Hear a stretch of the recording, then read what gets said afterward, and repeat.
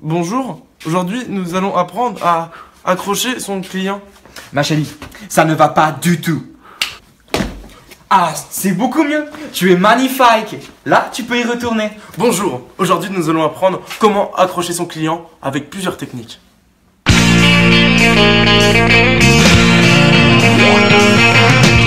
No one told you life was gonna be this way. Your job's a joke, you broke, your love life's the old way.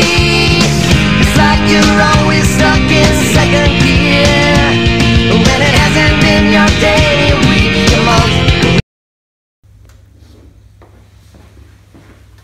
Ah bah alors mon Julien, qu'est-ce qui t'arrive? Je te sens pas bien là? Ouais, j'en ai marre, ça me saoule, j'arrive pas à accrocher mes clients. Ah mais t'inquiète pas, c'est pas si compliqué, on va te donner quelques conseils.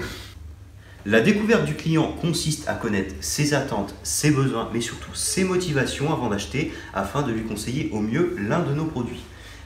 Bonjour Louis. Bonjour Jamie. Vous allez nous expliquer à quoi ça sert tout ça? Très bien, c'est ce qui nous permet d'argumenter sur notre produit de manière efficace et crédible. Et pour cela, le plus important est d'utiliser l'écoute active.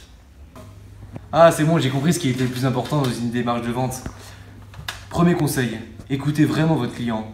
Deuxième conseil, écoutez physiquement.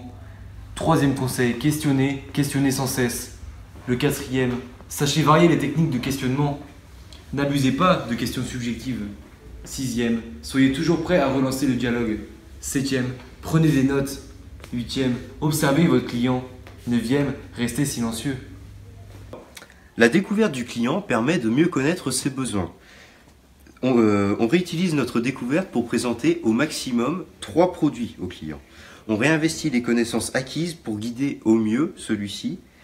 Par cette méthode, nous sommes plus pertinents, mais aussi plus crédibles avec le client. Ça augmente nos chances de conclure une vente avec celui-ci.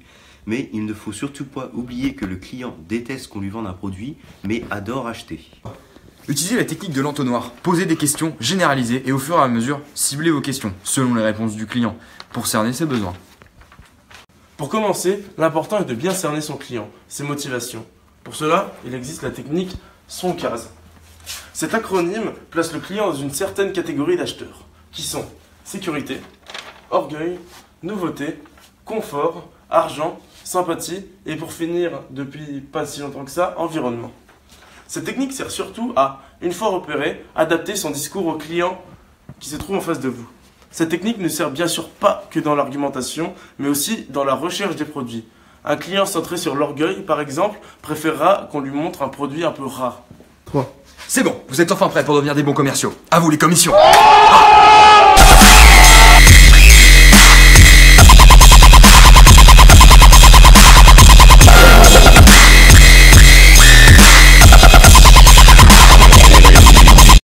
Demandons maintenant l'avis de Frédéric. Quelle note avons-nous? M'en bat les couilles.